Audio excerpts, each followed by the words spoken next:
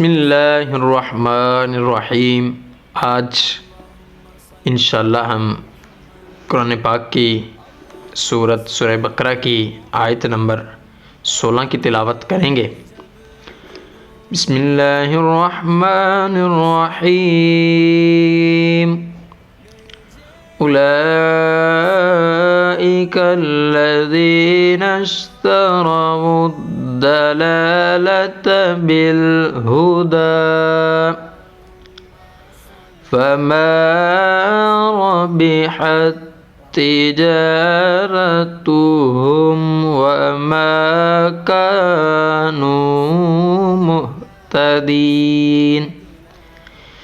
ترجمہ کنز العرفان۔ یہی ہیں وہ لوگ جنہوں نے ہدایت کے بدلے گمراہی خرید لی تو ان کی تجارت نے کوئی نفع نہ دیا اور یہ لوگ راہ جانتے ہی نہ تھے۔ تو اس آیت مبارکہ میں اللہ تبارک و تعالیٰ کن لوگوں سے مخاطب ہے کہ یہاں پہ کیوں اس طرح بیان فرمایا کہ وہ لوگوں نے ہدایت کے بدلے گمراہی خریدی، تو آج ہم انشاءاللہ اس پہ بات کریں گے۔ اشتروا الضلالۃ بالہدی، کہ انہوں نے گمراہی کے بدلے ہدایت کے بدلے گمراہی خریدی۔ ہدایت کے بدلے گمراہی خریدنا یعنی ایمان کی بجائے کفر اختیار کرنا ہے۔ نہایت ہی خسارے اور یہ گھاٹے کا سودا ہے۔ یہ آیت یا ان لوگوں کے بارے میں نازل ہوئی جو ایمان لانے کے بعد کافر ہوئے، یعنی مسلمان ہونے کے بعد کافر ہوئے، مرتد ہوئے۔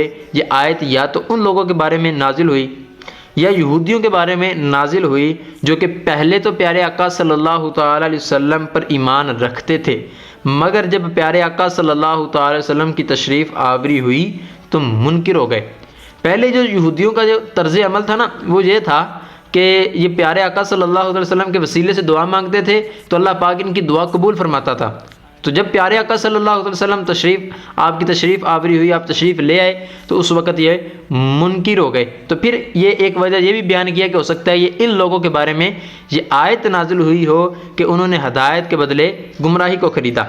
آگے فرماتے ہیں یا یہ آیت تمام کفار کے بارے میں نازل ہوئی اس طور پر کہ اللہ تعالیٰ نے انہیں فطرت سلیمہ عطا فرمائی، حق کے دلائل واضح کیے، ہدایت کی راہیں کھولیں، لیکن انہوں نے عقل و انصاف سے کام نہ لیا اور گمراہی اختیار کی تو وہ سب سے زیادہ نقصان اٹھانے والے تاجر ہیں کہ انہوں نے نفع ہی نہیں بلکہ اصل سرمایہ بھی تباہ کر دیا۔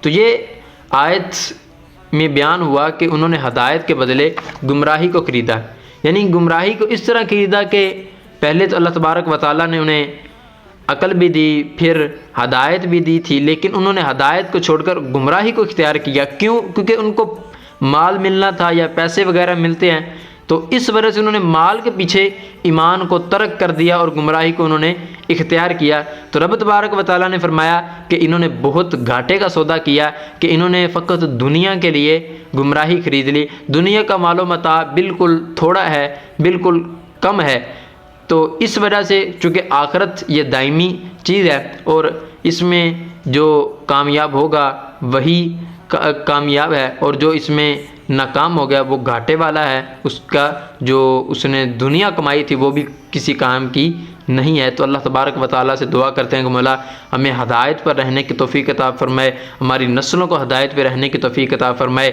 آمین بجاہ النبی الامین وصلی اللہ تعالیٰ علی خیر خلقہ محمد و صحابہ اجمعین۔